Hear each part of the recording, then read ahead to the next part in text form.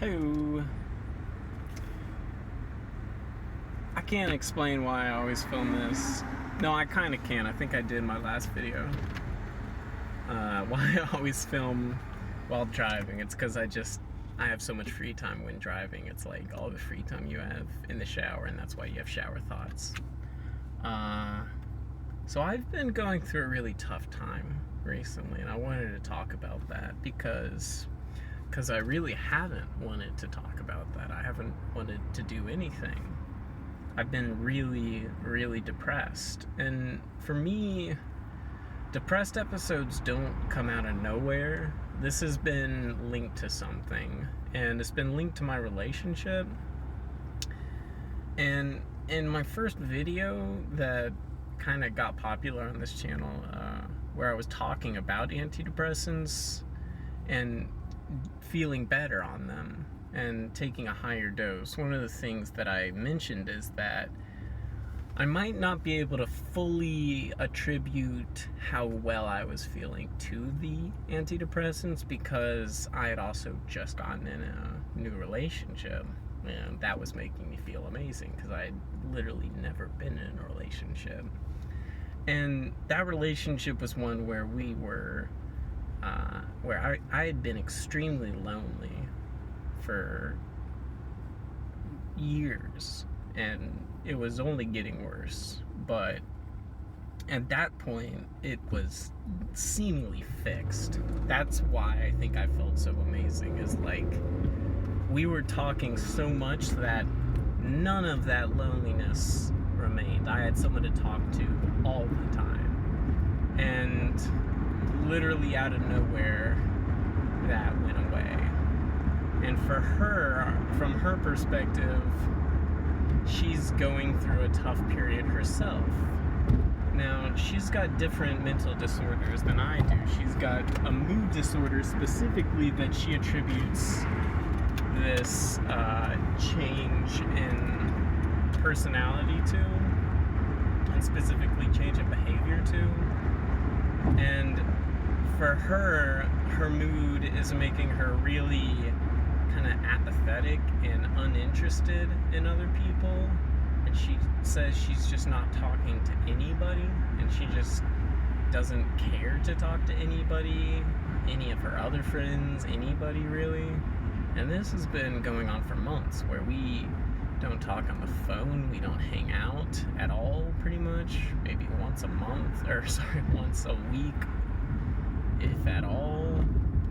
And today we talked about it, and it was kind of spontaneous because I was going through so much. I was supposed to be studying, and I really couldn't focus or even make myself study because I was like on the bed, almost writhing around in angst and anguish over the amount of stress and distress I was experiencing. I felt like I was about to cry the whole time. But the thing about the antidepressants is, and this is how you know they're working, is that you can't really cry, or at least not really about that kind of stuff. I still cry when I see other people crying or things of that sort, but it's a lot harder and a lot less long-lasting. And so it kind of feels like I'm repressing things a little bit, like I don't have an outlet to really talk about these things with. And that's also one of the kind of side effects of being depressed, is you just don't want to share. You just don't have the energy or the desire or the willpower to do any of these things. And I really don't have a solution. That's kind of why I'm making this video, is because I haven't had a reason to make this video, because I keep thinking, well, if you make a video about this depressive episode you're on, you gotta have some advice, right? You gotta be like, well, here's how you get through a depression. Well, I don't bloody know. So I'm kind of asking for help in this, because my method so far has been distractions. Because thinking about the thing that's been upsetting me, like, I, I've been thinking about it just on my own. That certainly doesn't help. That's the me writhing around in pain on my bed in anguish, not getting any of my work done. Well, I will say the one thing that seems to be actually helping is facing and trying to fix the root cause of the problem. I'll say, in general, that's going to be the one thing that fixes anyone's problem.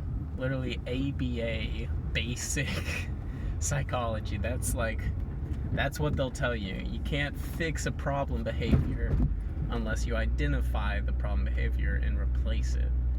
So that's kind of what I did. We talked about it, and we're kind of just taking a break right now, but it still leaves me a little bit unresolved feeling. Not like, I just don't feel like I properly know where this relationship's heading. And for me, that's kind of my big issue, is that I just don't know where I want to go with this. This is like a personal thing too. It's not just me and her. It's like I don't know what I want, which sucks. Give me 1 second. I have a job to do. Still working.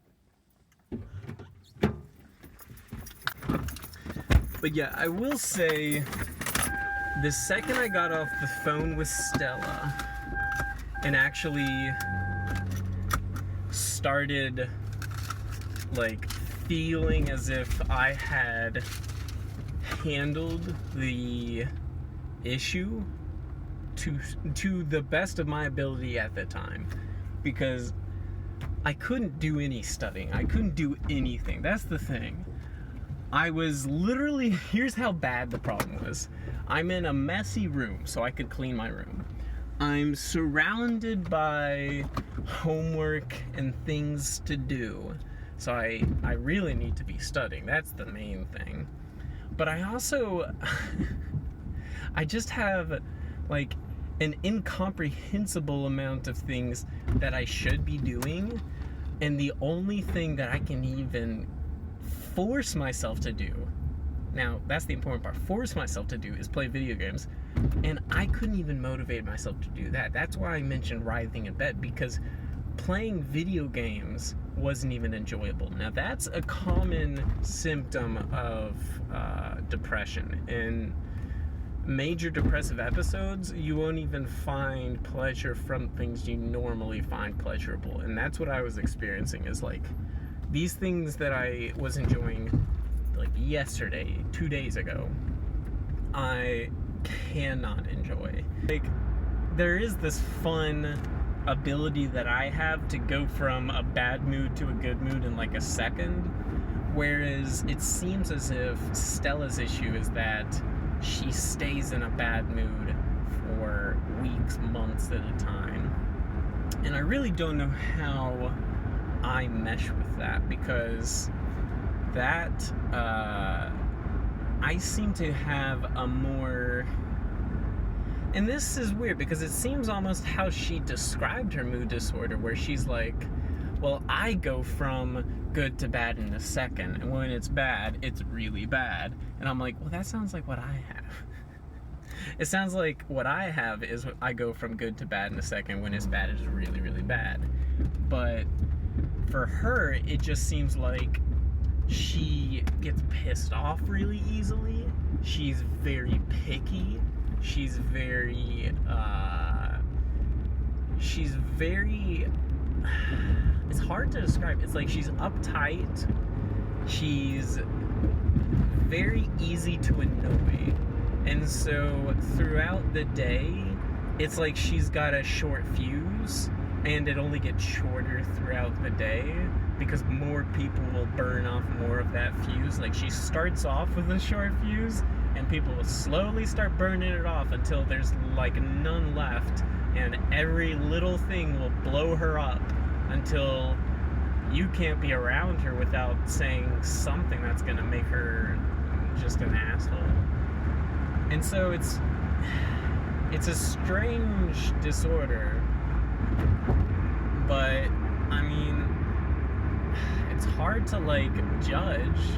It's hard to say she's a worse person than anyone else when it's not her fault. It's just her disorder. Regardless, I think I will say this. I'm not about to stop taking antidepressants or anything like that. Antidepressants, while it does feel weird to not be able to cry, I do feel like maybe that's a good thing. Maybe that it would be worse if I was able to cry. Maybe this would feel more real. Maybe this would feel more intense. I don't know. It does feel like I'm kind of like not properly releasing, not having the proper catharsis that you need, but maybe that's because I'm taking too high a dose. That's my only hypothesis. But when I tried reducing my dose, I started to feel real bad, but that was also when Stella started to have the symptoms of her mood disorder, and I attributed that to my reducing the dosage, because that mood disorder is what started my depressive episode. So this is a complicated issue. This is why it's so tough to make a video on. It's like, I really don't have an answer here. I'm not giving advice. I am asking for advice. What the hell should I do? Because I'm really struggling here. I'm really like, if I could cry right now, I would have cried probably 3 times so far through this video. Like, this has been the toughest month of my life. Not my life, but probably the last year. Alright, I just got back to work, so I'm gonna have to stop this, but I wish you all the best. Seriously. Take care. And take care of your mama.